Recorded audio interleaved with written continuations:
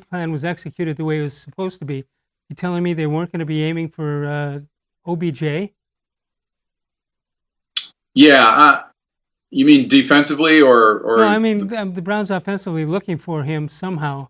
He had to be part of the game plan. If you don't have sure. Chubb and Yeah. you have an injured quarterback, you got to find a way to get the ball to the playmakers that are left. Yeah, I mean that's why I didn't question that call late in the game a couple weeks ago where they hand off to him in the backfield. OBJ almost gets hit at that point, but then turns it into a touchdown.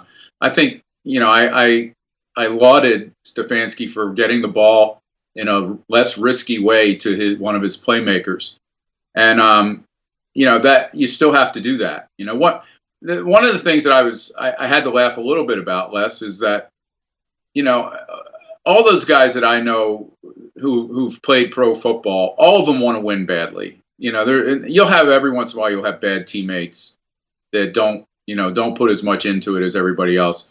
But you see OBJ on the sidelines and he's got his shoes off and he's walking around screaming or hollering at somebody or doing everything, and people go, well, that just shows you how bad he wants to win. Well, no, not really. I mean, everybody wants to win badly. Joe Thomas wanted to win badly all those years.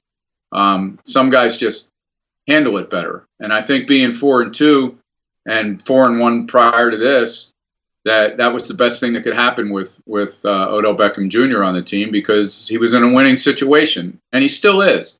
But I question a little bit what happens if it starts going the other way with him. Yeah, I mean, here he is. He's 4-2, and it's not like he's usually 5-1 at that point in the NFL season. So, he's got to remember who he is and where he's been also. I just look at the stats for the game, and it was almost like he wasn't there. And especially if you have guys hurt, you got to find a way to get him the ball and make him do what he does.